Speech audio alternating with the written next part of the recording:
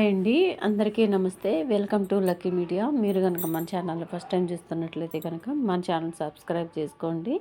అంతేకాదు పక్కన ఉన్న బెల్ ఐకాన్ కూడా యాక్టివేట్ చేసుకోండి. ఫ్రెండ్స్, ఈరోజు ఇందిరమ్మ ఇల్లు L2 లబ్ధిదారులకి ఒక మంచి గుడ్ న్యూస్ అయితే వచ్చిందండి. అంతేకాదు సన్న బియ్యం ప్రారంభం గురించి కూడా ఒక మంచి అప్డేట్ అయితే వచ్చింది. ఈరోజు సీఎం రేవంత్ రెడ్డి గారు హుజూర్ నగర్లో సన్న బియ్యం పంపిణీ అయితే స్టార్ట్ చేయబోతున్నారు. ఈ పథకాన్ని లాంచ్ చేయబోతున్నారండి. అంతేకాదు హుజూర్ నగర్లోని రామస్వామి గుట్టల్లో రెడీ అవుతున్న సింగిల్ బెడ్రూమ్ ఫ్లాట్స్ను కూడా పరిశీలించబోతున్నారని మనకైతే ఇన్ఫర్మేషన్ తెలిసిందండి. అది రాత్రి నేను ఒక వీడియో కూడా పెట్టాను. వాటికి సంబంధించిన వివరాలన్నీ కూడా ఇప్పుడు మీకు చూపిస్తానండి.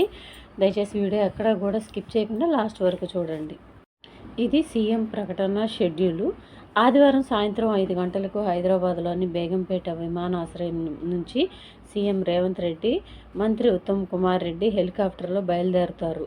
సాయంత్రం 5:45 హుజూర్ నగర్లోని రామస్వామి గట్టు వద్ద ఏర్పాటు చేసిన హెలీప్యాడ్ను చేరుకుంటారు. అనంతరం ఆ ప్రాంతంలో నిర్మాణంలో ఉన్న మోడల్ కాలనీ 2165 ఇండ్లను పరిశీలిస్తారు.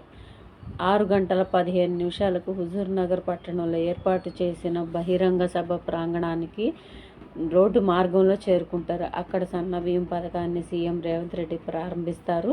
6:15 నుంచి 7:30 వరకు సీఎం ప్రసంగిస్తారు. అనంతరం 7:30 హుజూర్ నగర్ నుంచి రోడ్డు మార్గంలో బయలుదేరి 9:45 హైదరాబాద్ చేరుకుంటారు. చూశారు కదా అండి, ఇక్కడ మనకి హుజూర్ నగర్లోని రామస్వామి గట్టు వద్ద ఏర్పాటు చేసిన ఇక్కడ మోడల్ హౌస్లు అయితే ఉన్నాయంటండి. సింగిల్ బెడ్రూమ్ హౌస్లు అయితే ఉన్నాయంట.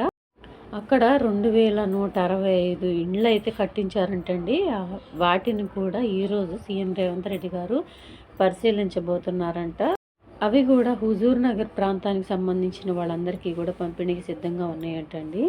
అవి సింగిల్ బెడ్రూమ్ ఫ్లాట్స్ అవి కూడా కట్టేస్తున్నారు కాబట్టి అవి కూడా పంపిణీకి సిద్ధంగా ఉన్నాయంట. వాటిని కూడా ఈరోజు సీఎం రేవంత్ రెడ్డి గారు పరిశీలిస్తారంటండి.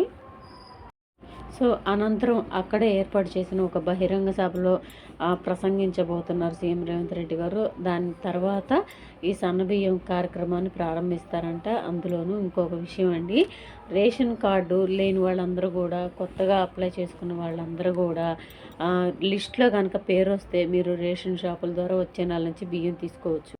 సో ఇదండి ఈరోజు వీడియో కనుక నచ్చినట్లయితే మీ ఫ్రెండ్స్లో, ఫ్యామిలీ మెంబర్స్లో దయచేసి అందరికీ షేర్ చేయండి.